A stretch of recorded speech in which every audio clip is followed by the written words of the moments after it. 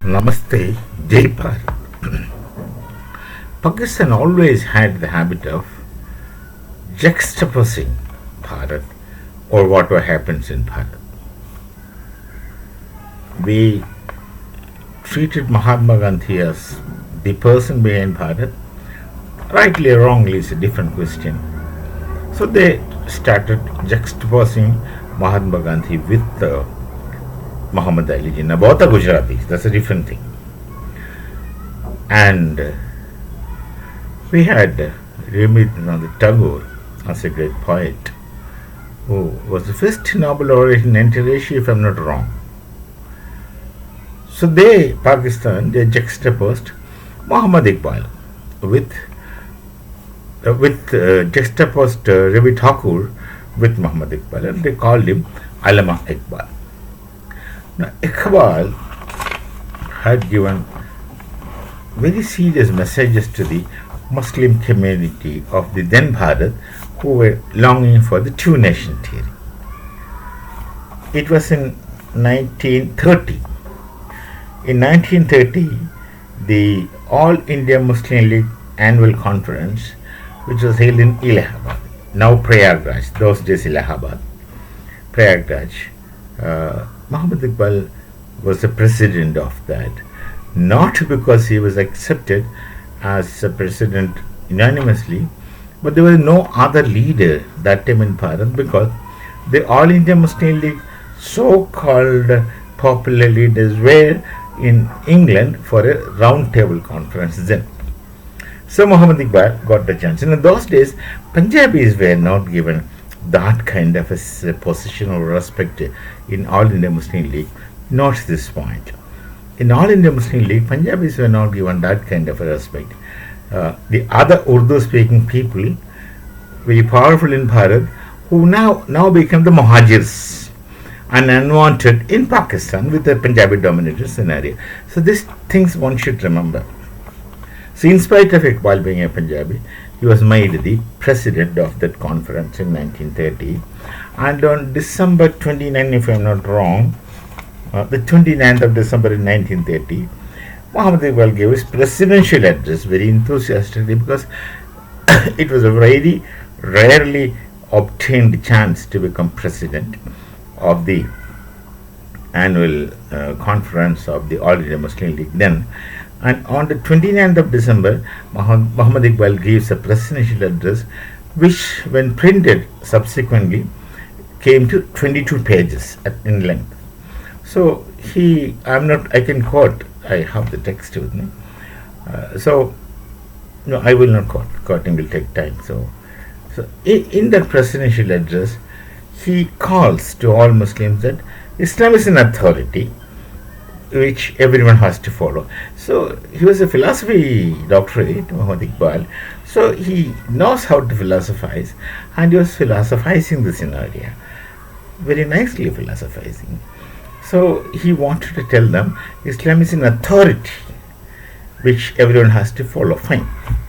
But then he extends the concept of Islam in his address, which is printed. It comes to 22 pages. I have the text with me. And he says that Islam is a unity. Remember this word. He says Islam is a unity and Islam is a polity. Now then he narrates, he glorifies Islam in his own manner, in his own philosophical rhetorics, etc. Now I said this. I wanted to say this point more, that Islam is a unity. But there's one person, Muhammad Ali Jinnah, who knew that this kind of unity is not really going to function within the Islamic world. He had rightly realized, but others were very emotional not to realize it. Now this background, after speaking, I'll tell you about a section of Muslims who were originated in Bharat, who originally belongs to a place near Batala in Punjab, little far from Patan, not very far from Pathankot. Batala, Qadian, there are some places from where this particular movement originated. It's an Islamic movement. They are there are kind of a version of Muslims nonetheless, a version of Muslims who are sometimes called as the Qadianis, because the Qadian is the place which they treat as very holy, because Qadian is the birthplace of their not prophet, their leader is a sect within Islam, and that is Mirza Ghulam Muhammad. They were the followers of this Mirza Ghulam Muhammad, and not very different from Islam per se. This person has popularized Islam in that area, that Qadian, Batala, that area, and they came to be known as the Ahmadiyyas. I don't see a difference between the Ahmadiyyas and the other Muslims, though I don't even say a serious difference between the Sunnis and Shias. That is my perspective as a Hindu, so I won't be able to see differences between them. But the Qadianis were out marginalized right from day one, because they were basically from Punjab, and that time Punjab was not having any serious position in the Islamic, All India Muslim League Islamic world, which was dominated by the Urdu-speaking Muslims, who lost all their authority and power once Pakistan becomes a reality, and they become Muhajirs. And that Altaf Hussain fellow had to sit in London and make the Muhajir Qawmi movement, etc. That is there. That happened subsequently. And even Rahmat Ali was not very seriously accepted by these Urdu-speaking people then, because Rahmat Ali is originally from Hoshiarpur, Punjab, and it studied basically studied in Punjab University, Lahore, not the Punjabi University, Chandigarh, from where I studied. So Punjabi University also got bifurcated. The original Punjabi University remained in Lahore, and the Hindus and Sikhs Punjabi University came to Chandigarh. So I studied in that Punjabi University, Chandigarh. Nonetheless, the Qadianis were not Qadianis, or even they are called as Ahmadiyyas, are not accepted as Muslims. Subsequently, the Pakistan government has officially declared them as non-Muslims. Non-Muslims in English, they would call them as Kafirs, in a most appropriate way of expressing. So the Ahmadiyyas, Qadianis, were not accepted as Muslims. And then look at what happens. Over a period of few years, the Ahmadiyyas are basically from Punjab, and to some extent Haryana near Delhi. These are the areas they were more spread. And when Bharat was partitioned, the two-nation theory people, with the result of two-nation theory, Pakistan became a reality. These unfortunate people, in their utter Islamic faith, naturally wanted to go to Pakistan, thinking that that's a rightful house, legitimate house. So these people unfortunately went to Pakistan. Now, the Urdu-speaking Muslims in Bharat, who were dominating the entire two-nation theory story, also went to Pakistan. Both these people had to face bitterness, and the Urdu-speaking people became refugees in the real sense, and the Qadianis become non-Muslims, Ahmadiyyas. They have mosques, like in the mosques. I have personal friends with the Qadianis. Most of them are in the education field. They running tuition centers, etc. Right from that level, I know them. But maybe because they are marginalized minorities, they are exceptionally good when they talk to us. I don't know if they were in majority what with the situation, that I can't say, because it's a common problem with many of the people. And there, some 40 mosques were destroyed in Pakistan over a period of time. They were not accepted as Muslims at all. Now, who are the real Muslims? Oh, the Punjabi Pakistanis, much Pakistani Punjabis would say they are the real Muslims. They won't accept anyone else. To the point, they won't accept the Arabs. But the Arabs have their own national interest. They have their own culture. No, they have Islamic culture. If anyone has got Islamic culture, it should be the Arabs, not the people who are converted in Bharat as Muslims. Certainly, I hold that position. they were subjected to all kind of miseries. Of late, some of the Ahmadiyya leaders wanted to, I think they made an appeal to the Bharat that take us back.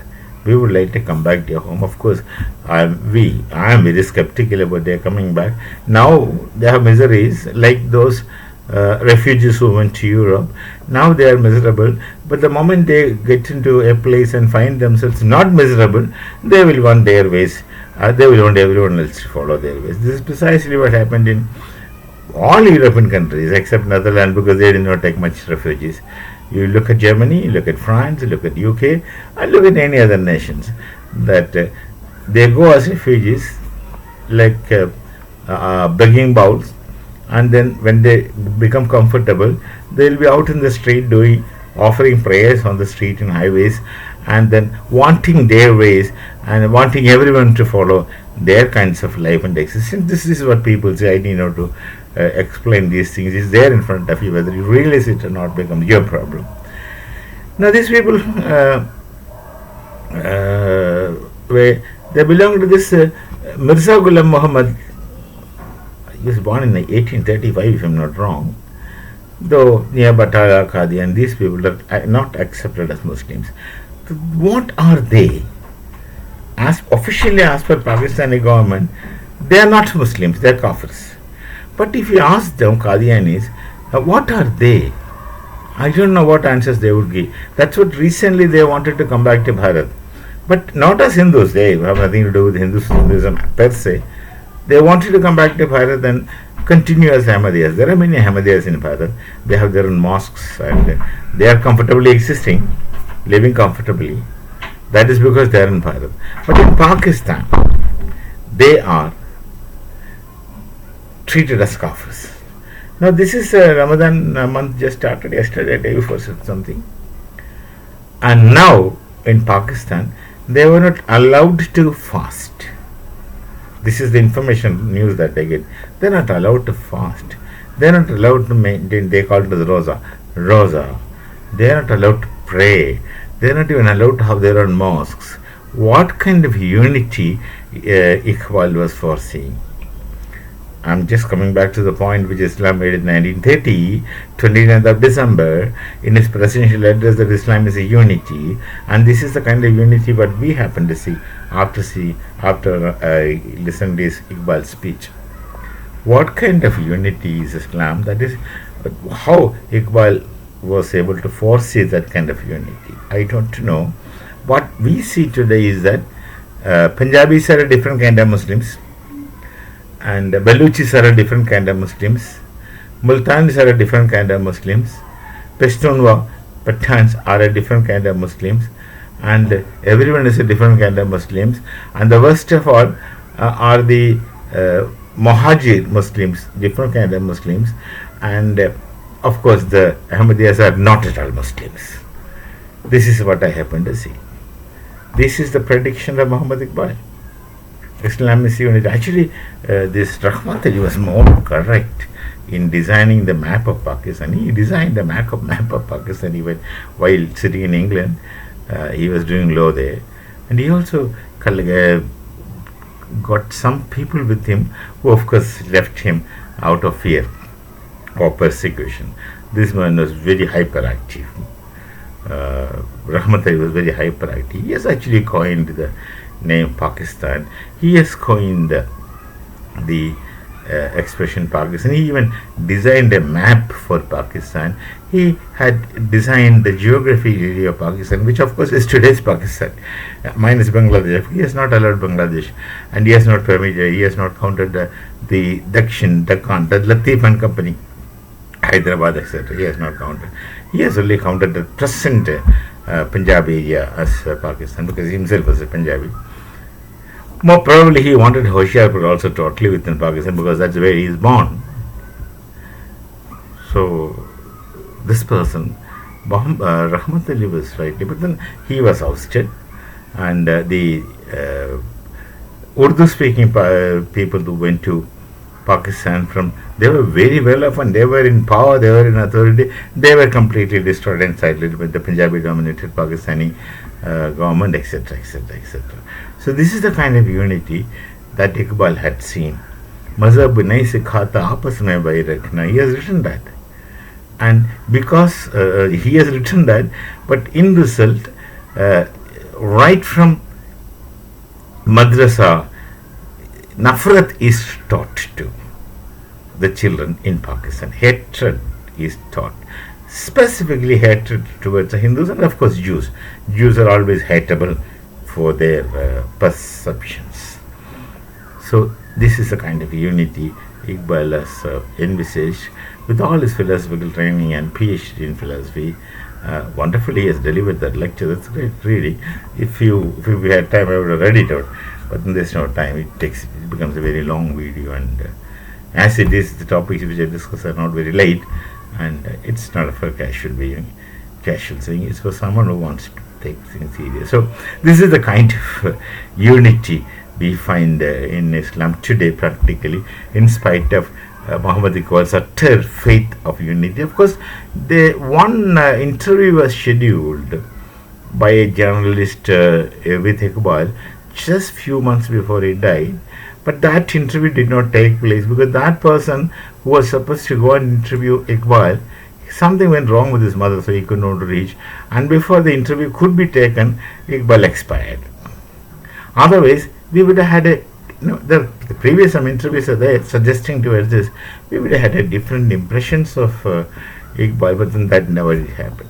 So we shall meet with some other thought again. Till we meet again, Namaste, Jai Bharat, Jai Sri Ram.